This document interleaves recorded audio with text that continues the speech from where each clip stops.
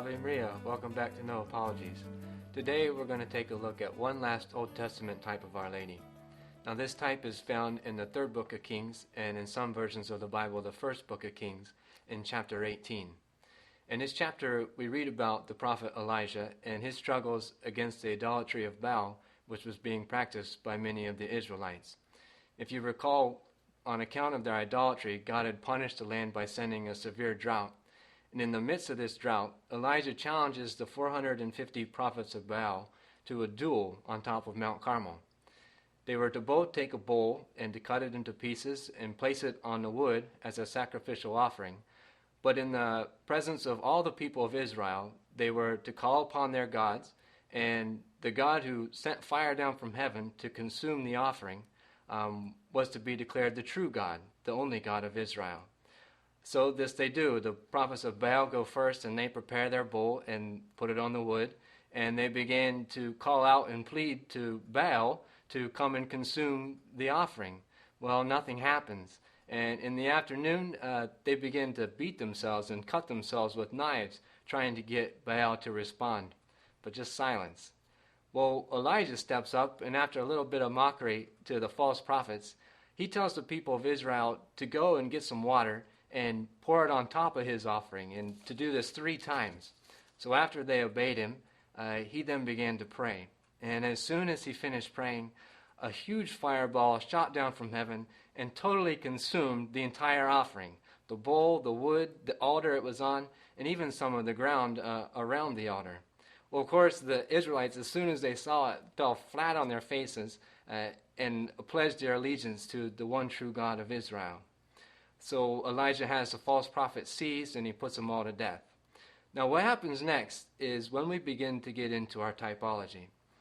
The idolatry now being stopped, the punishment of the drought is to be removed. So Elijah tells the king rain is on the way.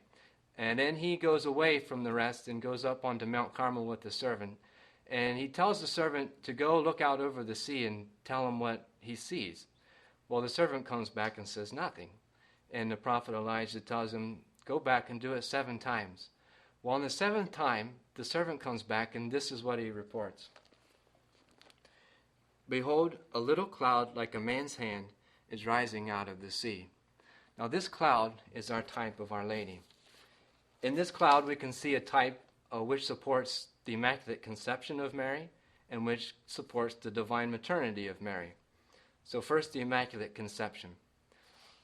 Well, just as this cloud which rose out of the sea, pure and light, without taking with it any of the sea's saltiness or bitterness, so Our Lady arose out of the sea of humanity, pure and immaculate, without taking with her any stain of humanity's sin. The second point about the divine maternity follows thus.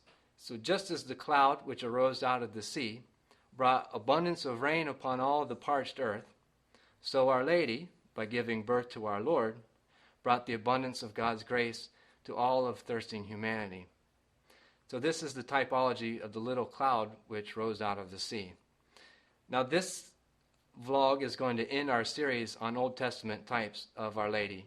And I'd just like to make 2 points. One, for Catholics, I hope that this typology has strengthened your faith and has helped you grow in your appreciation for Our Lady and for the role which she has played and which she continues to play in our lives. And for non-Catholics, my hope is that this has given you something to consider, that nothing which Catholics teach or believe about Our Lady has just been fabricated out of thin air. But Mary and all of her privileges have been planned by God from the very beginning, and he hinted and foreshadowed this plan of Our Lady throughout the entire Old Testament.